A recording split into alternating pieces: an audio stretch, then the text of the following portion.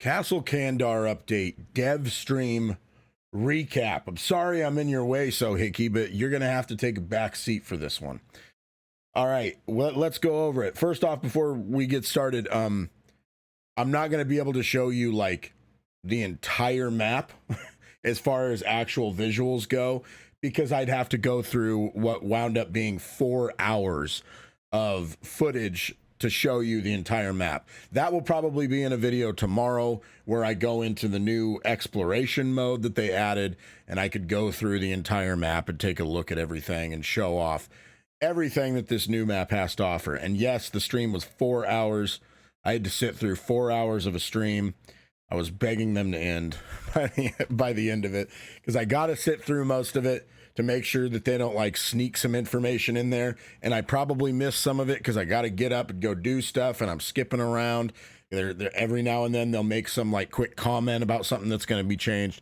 But we'll have full patch notes tomorrow, which will go into greater detail on every single thing that they're changing. So first thing they talked about right off the bat was that the mace and explosive crossbow are 2 brand new weapons. I think we already knew about the mace, but we didn't know about the explosive crossbow. We don't have a lot of information on that. I do have screenshots of it. You'll see that in a second. But he did say, so Hinky said the explosive crossbow might count as a normal crossbow, because so Hinky said that Ed Mains would rejoice. I don't know if that's true or not, because we already know there's a weird interaction with the boomstick and the double barrel for Evil Dead 2 Ash, where he gets a mastery in the double barrel, but the boomstick, even though it's technically just a sawed-off double barrel, does not count. So I wouldn't be surprised if he's wrong about that, and that the explosive crossbow counts as a separate weapon. But I don't know. I didn't see a normal crossbow in this match. Maybe there is one. There probably is.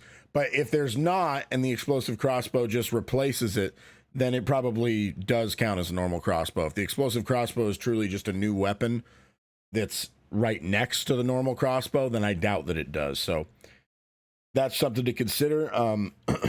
Personally, I think it probably doesn't count, but I guess we'll find out. They showed off some stuff such as the Evil Dead Ash Gilded Skin. I'll show you guys some of the screenshots that I got here. Here's the Gilded Skin right here. That looks pretty sweet. I'm not going to lie. I think that's probably the coolest looking skin in the game now. All gold outfit, and his units get the gold outfit too, which is really cool. Big fan of that. And one thing I noticed while I was watching the stream is this little tab up here where it says Screamers, and it's on the Survivor side too. I was like, that's new. If you go over to this tab, it shows that it changes what your jump scare icon looks like. When you get jump scared on screen, it's going to change what it looks like. But the interesting thing is, it changes what it looks like for the other side, which is kind of a weird thing. So like if you are playing Demon and you change your Screamer, it's going to change what pops up on the Survivor screen when you jump scare them. And the same goes for Survivor. If you go and change their Screamer, it's going to change what pops up on the Demon screen when they jump scare you. Kind of interesting. I think it's cool. I think it's a cool, like, new thing to add, honestly. It's nice to have, like, anything that's, you know, new, additional, fun, like, cosmetic content. So I think that's a cool thing. Here's the full map, by the way. Kind of zoomed out here. It's very small. One of my biggest concerns that I had while watching this is that there doesn't seem to be like windows anywhere. So it seems like, especially with now, like the car meta and flipping cars being a thing, like demons go around and just any car that's nearby, they possess it, flip it, and move on. That takes away one of your avenues for escape against the demon. And so if this map has no windows to vault over, then it's like going to be really nightmarish for solo queue, because it basically means you can't protect yourself if anyone gets caught out on their own. So dumb teammates who run off on their own are going to go down even easier, which is not great. One other thing I didn't hear them talk about was like the spawn rate of Castle Kandar. I don't know if the spawn rate of Castle Kandar is going to be like higher while this is going on. I would assume so, but I didn't hear anything said about that. I don't know. It would kind of stink if it turns out all the maps could still be gotten equally. So then it's like Castle Kandar, you only get to play it 1/3 of the time. That wouldn't be very good. So hopefully the spawn rates are increased. Last thing, dude, I had to go to everyone's freaking stream and tell someone, thank you, Swing Point. And he didn't even do this on purpose. He was just dropping the mace for someone. I was waiting for someone to freaking open up their inventory and look at the mace so I could see if it's a blunt weapon or one-handed or it's blunt and one-handed, which is kind of what I figured would happen. I know a lot of people might be confused because they're like, well, there's spikes on it. Why is it not sharp? That kind of follows the same logic that they have with the pickaxe. The pickaxe has sharp ends and is still considered a blunt weapon. Same goes for the nailed bat. The nailed bat technically has like spiked nails coming out of it, and that's considered a blunt weapon. So it seems like spikes do not qualify as something sharp in this game. That seems to track. And it's one-handed, like I said. So before we move on, let's take a look at the stats up here. Explosive crossbow, as far as I could tell, does like an AoE. It is the first weapon, ranged weapon in the game that could do some kind of like splash damage, which is very interesting. That might make a certain hunter build that revolves around taking out ads a new viable strategy. I don't know how viable that really is, because it's like, okay, well, a hunter's job is to do big damage to possessed units. But it's possible a 2-hunter comp could be a thing where one of you is there to take out ads and the other one is there spec'd into taking out bosses. So that's something to look out for. You can see much lower damage. I believe the regular crossbow does like 235. And it's there basically to do less damage, but you get that splash damage. So that'll be really interesting to see. Also, we'll get into this in a second, but range damage got nerfed across the board. The mace does 65 damage. That's like pretty good. Like the stats on the mace look like they're pretty good. It's interesting because this thing is very unique because it's high damage. It's only a 1-speed. It's got really good range, big balance bar and dismemberment, but it counts as a one-handed. So it acts like a two-handed in every way, but it's a one-handed. So that's kind of we don't have anything quite like that at this point in the game. So that'll be interesting to see if there's any builds that can really take advantage of something like this mace. So we'll see. All right, let's put some gameplay back on and go over what else they talked about for this update. You saw the new skins there. They have the Scottish Kilt Henry the Red skin as well, and the Battle Prep Arthur skin.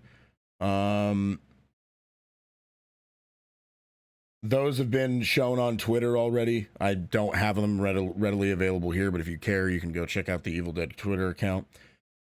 The Gilded Skin we had not seen yet, and I already showed you that. It's the gold one for Evil Dead Ash. The skins, by the way, are part of the season pass. The Evil Dead Ash Gilded, the Scottish Kilt Henry the Red, the Battle Prep Arthur, all that stuff is part of the season pass.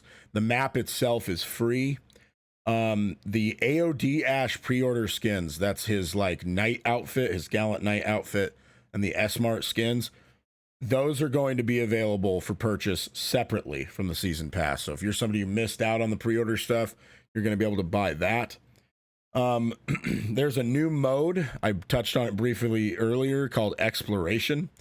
It lets you explore the map solo by yourself. There's no other survivors, there's no demon around. So it lets you just kind of run through the map and check everything out, which is nice. But it sounds like there's still AI mobs around the map for you to fight. So if you want to like test some weapon damage and stuff like that, that'll still be available to you on the exploration mode. Then the community manager, Cal, he went over some of the stuff we can expect to see in the patch tomorrow. I don't know if the patch tomorrow is going to be the big patch that they talked about. It kind of sounds like it might be, but I guess we'll see when we get to the patch tomorrow. He touched on a few things that people had been giving them feedback on, and stuff that's going to be coming in this update tomorrow. Push to talk is being added. That's a big one. Push to talk is finally going to be added.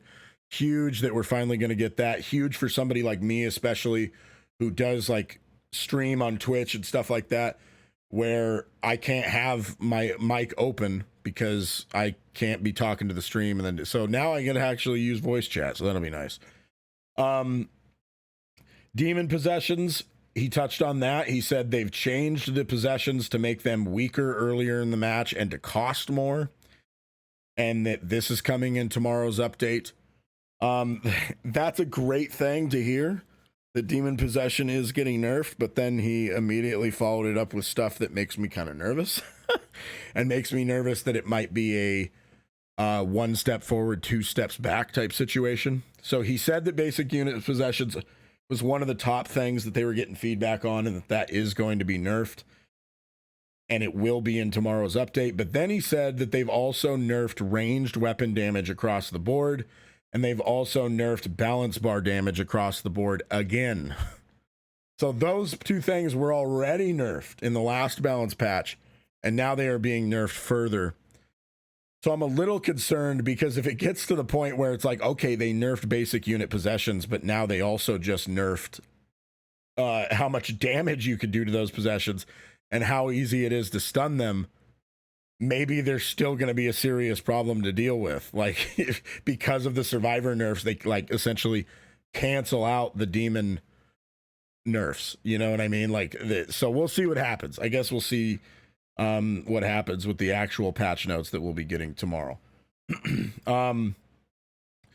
Henrietta animation canceling. He didn't say much about this. He said that it's one of the top things they got feedback on. He did say that they are going to fix it.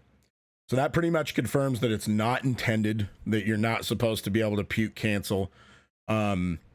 So there you go. Like, he did not say that it's going to be in tomorrow's patch, though. It sounds like it's not ready yet, that for whatever reason, the animation cancel of the puke animation is like not intended. So there, by the way, there's the normal crossbow. So that does confirm that the explosive crossbow is a separate weapon from the normal crossbow and not just something that replaces it. So there you go. I'm sure I will still see something in the comments that tells me, by the way, they're separate with that before they get to this part in the video. So yeah, the Henrietta animation canceling is something they're working on, something they're going to fix, but it doesn't sound like it's going to be ready for tomorrow's update, but it's good to know that they're working on that. The pink F duplication exploit, they acknowledged that and said they're working on that. Again, it doesn't sound like that's going to be ready and fixed by tomorrow, but it is something that they're looking at. And this one was kind of funny. He mentioned shooting down survivors. He was like, yeah, that already got fixed, and we've seen less complaints about it across the board. And I was like, who's still complaining about it after the fix? Who are these people who are like, how dare they shoot my down body for no benefit? What? There's people, like, I would have thought that he stopped hearing any feedback about that. There's people still complaining about that when it doesn't do anything anymore. I don't know. That's kind of funny to me, but yeah, he mentioned that for a second.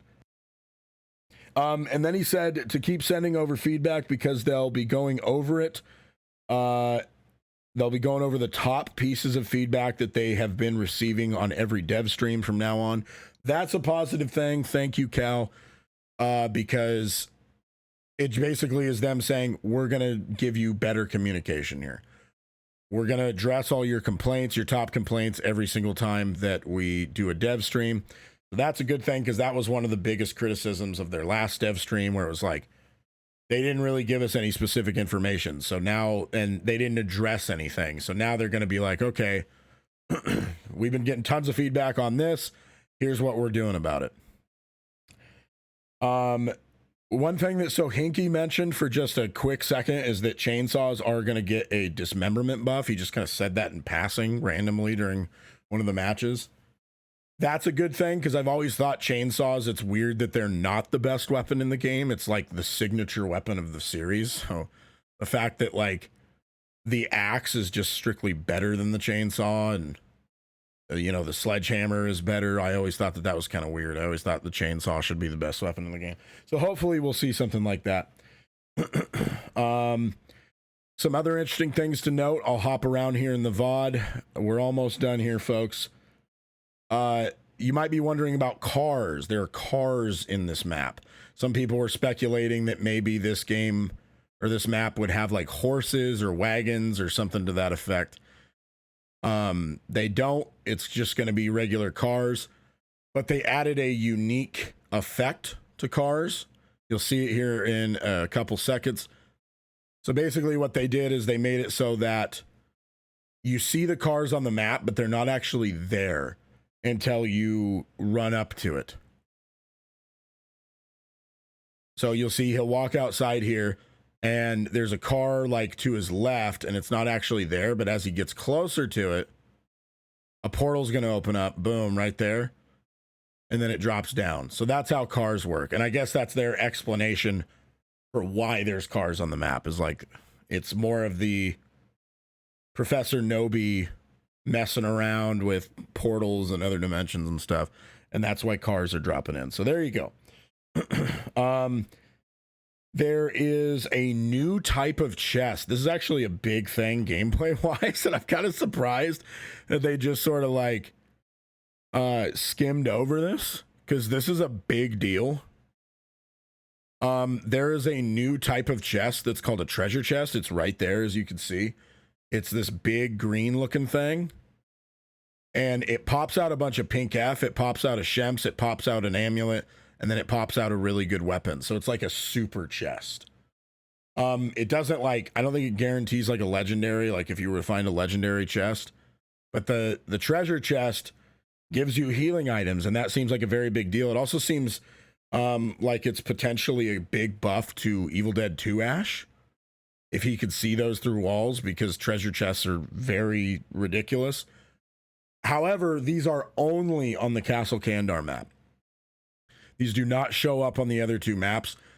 He didn't mention anything about whether or not they will ever be on the other two maps. Possibly they will be. I feel like for now, though, that these exist specifically on the Castle Kandar map, because this map is very like demon favored, because it's smaller and there's not any like windows almost anywhere. There's very, very few.